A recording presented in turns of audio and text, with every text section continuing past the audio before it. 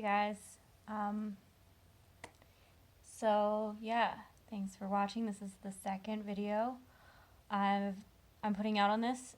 If you missed the first one, I'll put a link in the description if you're watching on YouTube.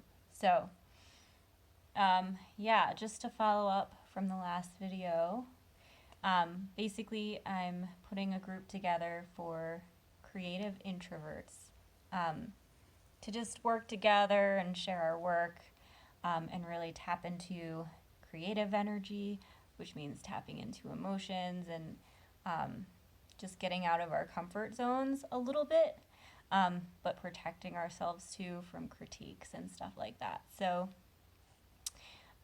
yeah, I wanted to talk about it a little bit more. I know that I talked about INFPs and INFJs last time. So if you don't know what that is, it's a personality type. There's 16 different kinds. It's part of the Myers-Briggs Type Indicator test, MBTI for short. There's tests you can find online if you're curious what you are. Basically, it's not like there's good types or bad types. It's just about your preferences for how you interact with the world. And each letter stands for something. So the first letters, you'd be an I or an E for introvert or extrovert. And then there's intuitives versus sensors, and then thinkers versus feelers, and then judgers versus perceivers. And the reason that I'm focusing on INFJs and INFPs is because we're some of the rarest types, and a lot of the conventional wisdom out there doesn't really work for us. Most of the wisdom out there is like by other types, for other types. And we just kind of operate a little bit different than a lot of other people. We feel like misfits a lot of the time. But you don't have to be an INFJ or an INFP to be in the group. If anything I'm saying resonates with you, you're more than welcome to join. Also, it doesn't really matter what you're working on. So don't feel like you have to be this great artist. And you don't even have to share your work if you don't want to. There's going to be space for you to share, but you can always just pass to if you want.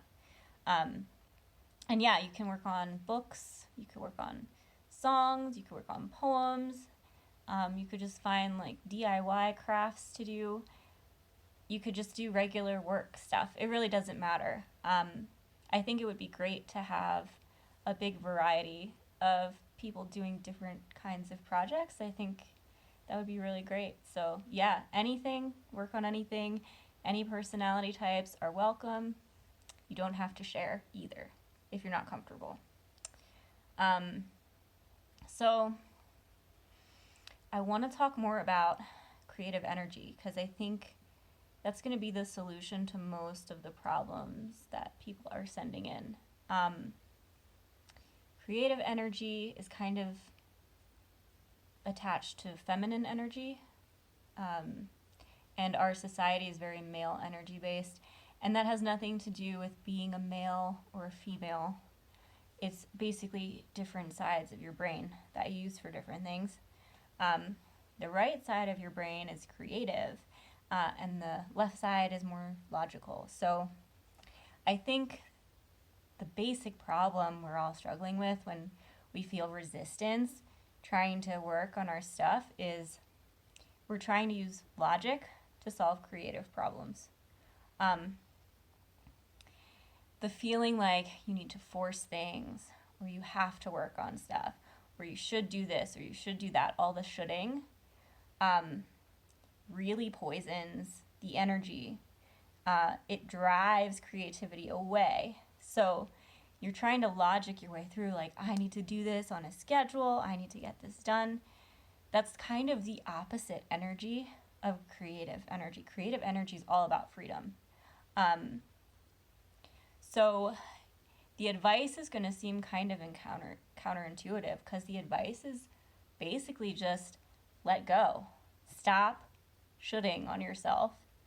And just giving yourself the freedom to not feel like you have to do anything or you should do anything really kind of brings back the desire to actually do it.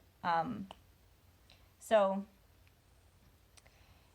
I'll start with one of the themes was staying motivated. Again, that feeling of needing to get it done. I should do this. I should work on this.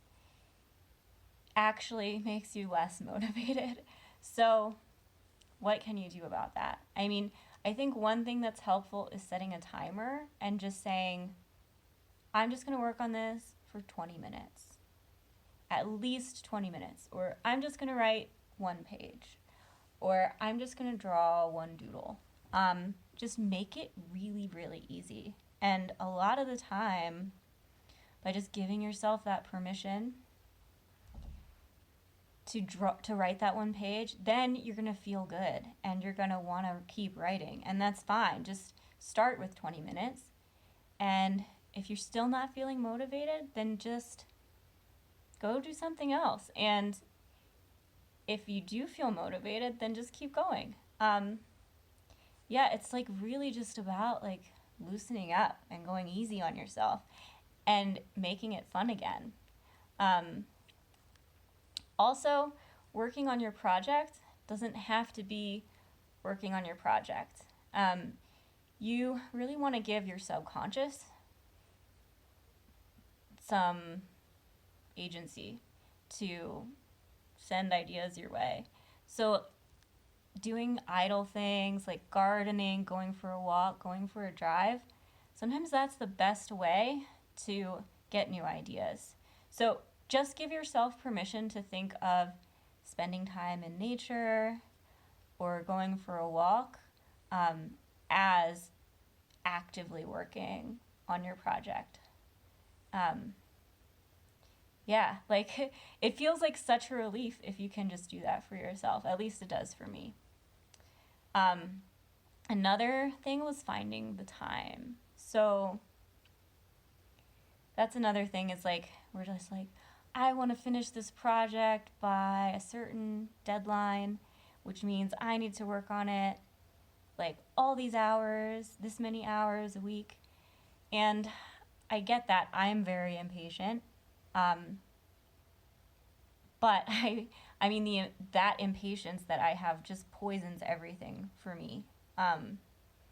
The wanting to get it done fast just creates so much resistance that I don't feel like working on it and I actually get it done slower. So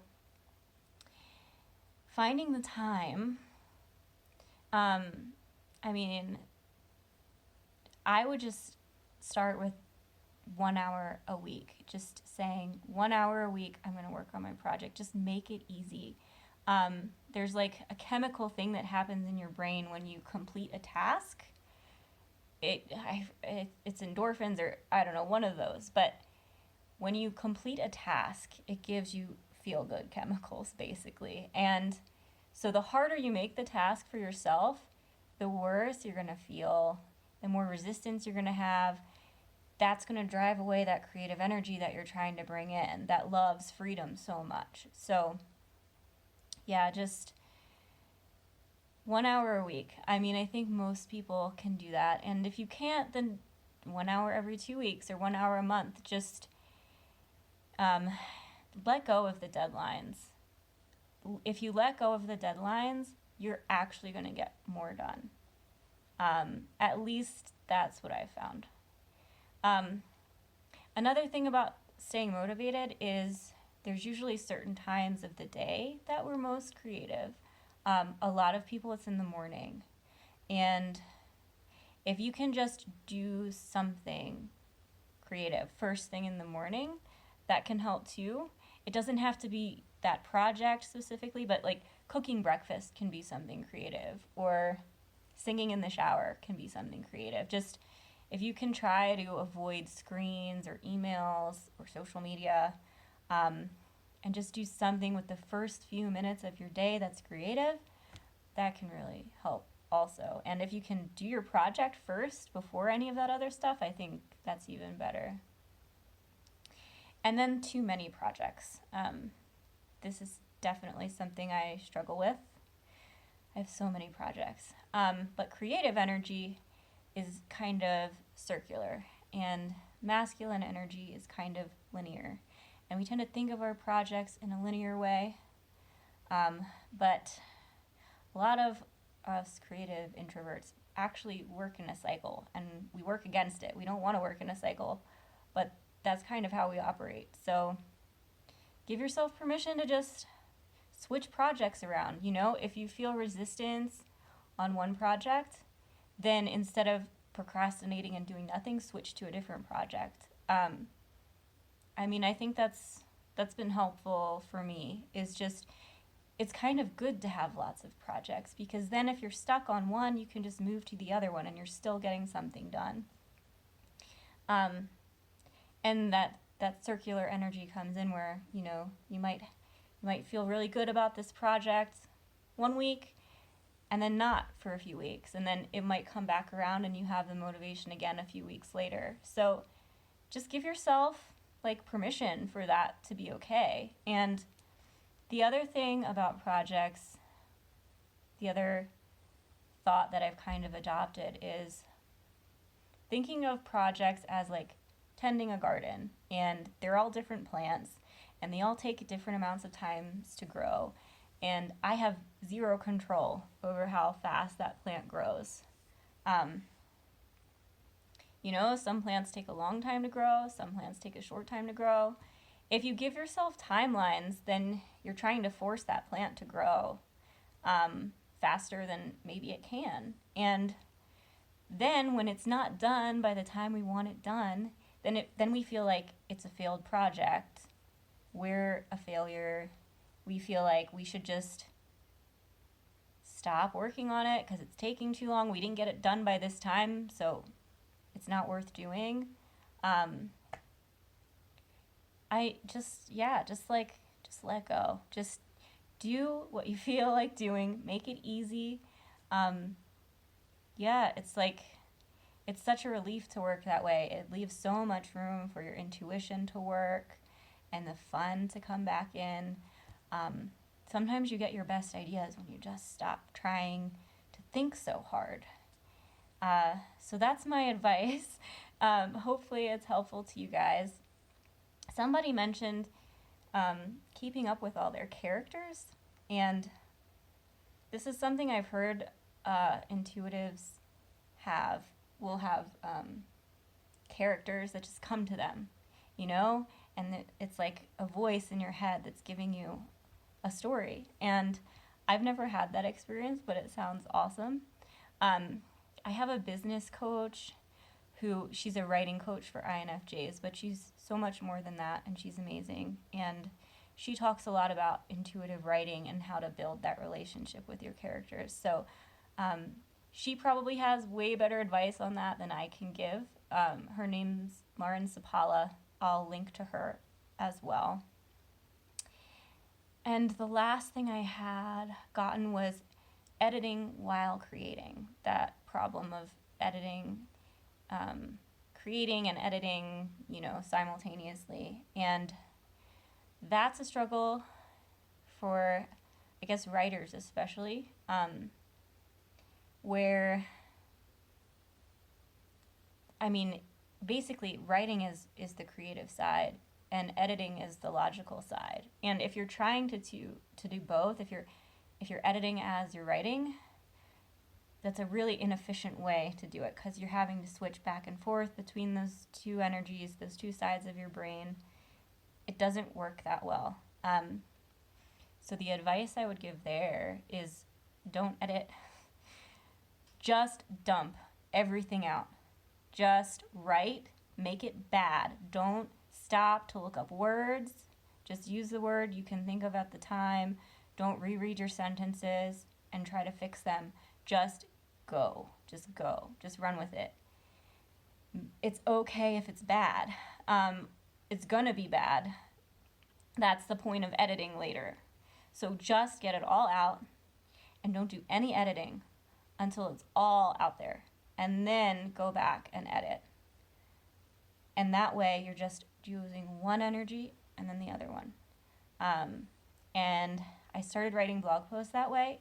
It feels so much better to me than the editing as I go, which is, I think, what most people are used to.